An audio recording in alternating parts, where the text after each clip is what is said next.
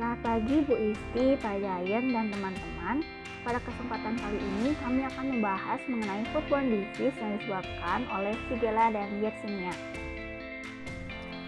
Bakteri yang pertama yang akan kami bahas ialah Yersinia enterocolitica.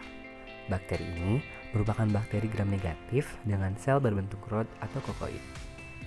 Lebar dari sel Yersinia enterocolitica berkisar antara 0,5 hingga 0,8 mikrometer dengan panjang berkisar 1 hingga 3 mikrometer. Selain itu, bakteri ini juga merupakan bakteri motil, di mana ia memiliki flagella yang membantu bakteri tersebut dalam proses invasi sel inangnya. Karena Yersinia merupakan bakteri gram negatif, maka ia juga memiliki lapisan lipopolisakarida. Dalam pertumbuhannya, bakteri Yersinia enterocolitica sendiri merupakan bakteri fakultatif anaerob, artinya dapat tumbuh di kondisi aerob maupun anaerob. Bakteri ini dapat tumbuh pada suhu 0 hingga 45 derajat Celcius dan sangat optimum di suhu 22 hingga 28 derajat Celcius. Terakhir, bakteri ini tidak dapat membentuk spora. Infeksi oleh Yersinia dinamakan yersiniosis. Yersinia menginfeksi dengan cara mengkolonisasi saluran usus. Dari 11 spesies Yersinia, 3 diantaranya merupakan human pathogen, yaitu Yersinia enterocolitica, Yersinia pseudotuberculosis, dan Yersinia pestis. Yersinia enterocolitica merupakan spesies yang paling banyak menyebabkan outbreak, sedangkan Yersinia pseudotuberculosis dan Yersinia pestis jarang ditemui. Pada umumnya, Yersinia enterocolitica memiliki dua properti patogenik. Yang pertama adalah 70 kilobase virulence plasmid PYV atau PCD yang mengkodekan outer membrane protein untuk penetrasi dinding usus. Plasmid ini tidak terdapat pada strain yang avirulen. Pada Yersinia enterocolitica biotype 1A strain dapat menghasilkan histable enterotoksin, di mana toksin ini diproduksi oleh gen kromosomal YSTA, YSTB, dan YSTC. Berikutnya akan dijelaskan mengenai gejala yang disebabkan oleh infeksi Yersinia.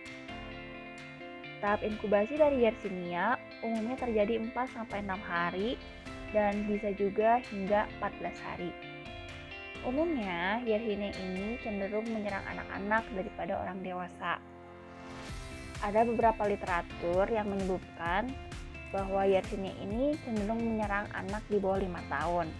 Namun, ada juga yang menyebutkan bahwa Yersinia ini menyerang anak di bawah 3 tahun. Tapi tidak menutup kemungkinan bahwa Yersinia dapat menyerang anak yang lebih besar ataupun orang dewasa. Pada anak-anak, sebagian besar gejalanya mengalami sakit yang berhubungan dengan abdomen, seperti sakit perut, diare, ataupun keduanya. 80% pasien yang mengalami diare disertai dengan enterokolitis. Enterokolitis ini ditandai dengan adanya lendir darah ataupun leukosit pada feses pasien. 75% dari pasien yang mengalami diare, fesesnya disertai dengan lendir. 22% diantaranya mengalami diare dan fesesnya disertai dengan darah. Terakhir, 80% pasien mengalami feses yang disertai dengan leukosit dan diare. Kasus ini juga disebut sebagai leukosites. Selain dari gejala yang berhubungan dengan abdomen, gejala pada kebanyakan pasien juga disertai dengan demam, di mana sebanyak 97% diantaranya mengalami demam. Dan terdapat juga beberapa keluhan yang disertai dengan sakit kepala dan muntah-muntah. Di sebelah kanan terdapat tabel yang menampilkan data gejala Yersinia dari 40 anak. Pada tabel terdapat juga gejala yang tak umum atau jarang, seperti arthralgia, urtikaria, erythema nodosum yang berupa autoimun, dan meningeal irritation. Selanjutnya adalah mode of transmission dari Yersinia. Kasus yang paling sering ditemui adalah berasal dari kontaminasi makanan. dapat berasal dari babi mentah atau yang tidak dimasak dengan sempurna, ataupun makanan lainnya yang sudah terkontaminasi. Peralatan di dapur yang terkontaminasi saat preparasi pun dapat menjadi sumber infeksi. Selain itu, air yang sudah tercemar oleh feses hewan juga dapat menjadi sumber infeksi. Pada beberapa kasus ditemui jalur non-foodborne, seperti human to human, animal to human, atau direct transmission. Contoh human to human yang pernah ditemui adalah outbreak Yersinia enterocolitica BIOS type 2O09 dan BIOS serotype 1O05. Ditemukan juga jalur transfusi darah oleh pendonor yang menderita infeksi Yersinia terhadap resipien yang sehat. Kasus animal to human berasal dari feses atau saluran usus dari hewan yang kemudian menginfeksi manusia. Direct transmission dapat terjadi oleh inokulasi langsung Yersinia terhadap luka. Seperti yang sudah dijelaskan sebelumnya, makanan yang terkontaminasi adalah mode transmisi dari Yersinia yang paling umum terjadi. Oleh karena itu, mikroorganisme ini pertama-tama harus beradaptasi dengan kondisi lingkungan usus manusia, dengan cara mengubah struktur outer membran protein.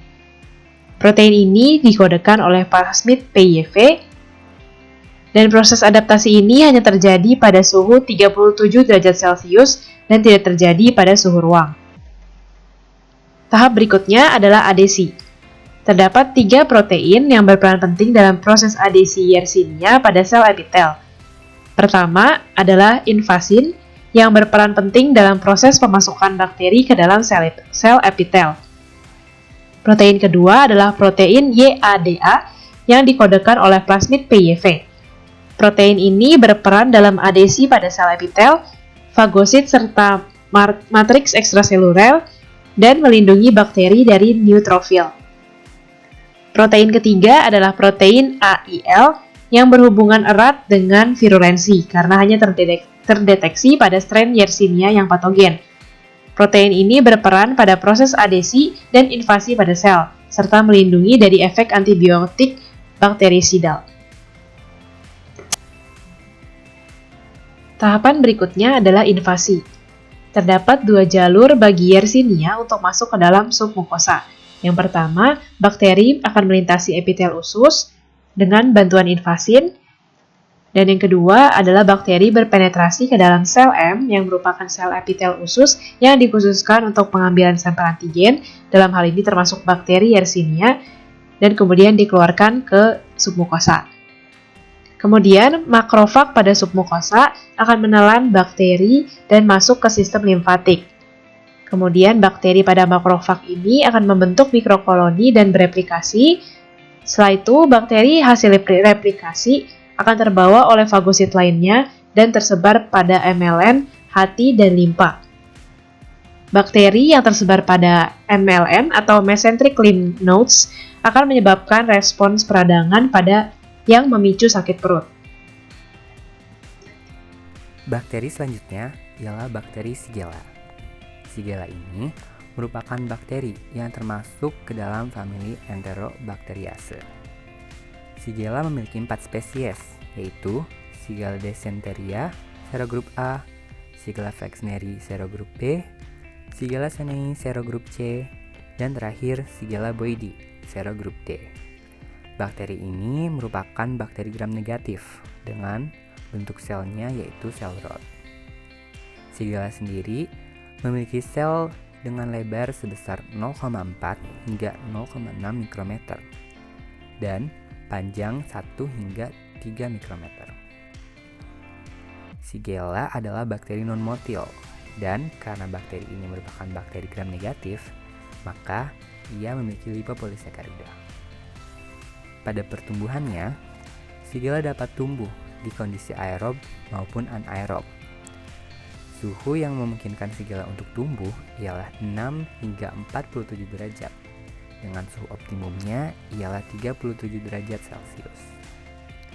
Shigella merupakan bakteri yang tidak dapat membentuk spora dan merupakan bakteri salt tolerance.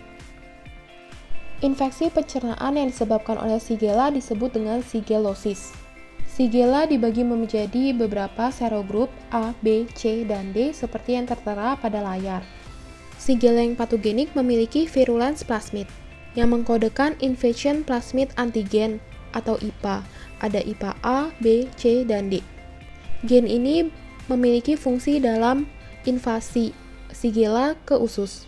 Selain itu, dalam plasmid terdapat gen ICSA yang berperan dalam penyebaran intra dan interseluler. Pada Shigella dysentery serotype 1 strains terdapat kemampuan untuk memproduksi toksin STX. Toksin ini memiliki aktivitas cytotoxicity, enterotoxicity, dan neurotoxicity. STX ini tidak berperan dalam infeksi, melainkan akan memperparah penyakit yang diderita. Berikutnya merupakan gejala dari infeksi yang disebabkan oleh Shigella. Untuk Shigella sendiri berbeda dari Yersinia yang umumnya hanya menyerang anak-anak. Sementara Shigella umumnya menyerang pada seluruh rentang usia, baik itu anak-anak, remaja, dewasa, ataupun orang tua. Dengan waktu inkubasi hanya selama 1 hingga 4 hari.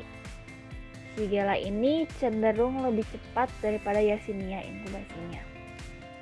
Gejala yang dirasakan pasien saat terinfeksi Shigella umumnya berupa sakit perut yang tidak disertai dengan diare ataupun bisa juga disertai dengan diare. Pasien secara umum akan mengalami sakit selama kurang lebih 1 minggu. Pada hari kedua, pasien yang dengan gejala diare umumnya mengalami penurunan volume dan frekuensi diare. Namun, dilanjut dengan feses yang berdarah atau berlendir. Gejala lainnya juga dapat berupa demam, muntah, anoreksia, nausea, dan tenesmus. Setelah menyimak penjelasan mengenai gejala infeksi bakteri Shigella, mari kita membahas proses transmisi Shigella. Shigella merupakan bakteri yang sangat menular, sekitar 10-100 mikroorganisme cukup untuk menyebabkan penyakit. Dosis infeksi yang rendah dapat dikaitkan dengan adanya sistem resistensi asam yang efektif, yang memungkinkan Shigella bertahan dalam lingkungan asam seperti di dalam lambung. Shigella dapat ditularkan oleh manusia dan beberapa jenis primata. Shigella dapat ditularkan melalui jalur feses oral, termasuk melalui kontak langsung dari orang ke orang, kontak seksual, atau secara tidak langsung melalui makanan dan air yang terkontaminasi, atau bisa juga ditularkan melalui serangga vektor penyakit seperti lalat. Shigella lebih sering ditularkan dari orang ke orang jika dibandingkan dengan penularan melalui makanan atau minuman yang terkontaminasi. Shigella dapat ditularkan melalui makanan dan minuman yang terkontaminasi. Makanan-makanan yang berpotensi membawa bakteri Shigella adalah ikan tuna, kentang, udang, makaroni, daging ayam, sayuran mentah, susu dan produk susu, dan unggas.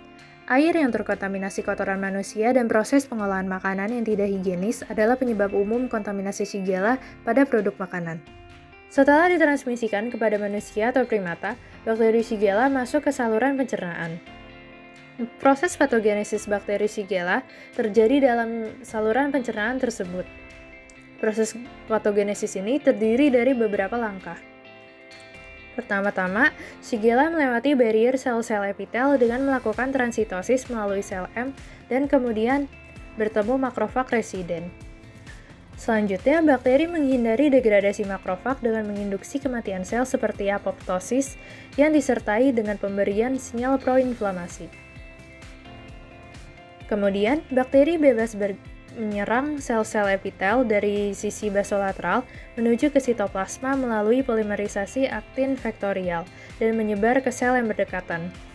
Pemberian sinyal proinflamasi oleh makrofag dan sel-sel epitel mengaktifkan respons imun bawaan yang melibatkan sel natural killer dan menarik leukosit polimorfonuklir neutrofil atau PMN. Masuknya PMN menghancurkan lapisan sel-sel epitel yang awalnya memperburuk infeksi dan menyebabkan kerusakan jaringan dengan memfasilitasi invasi bakteri yang lebih banyak.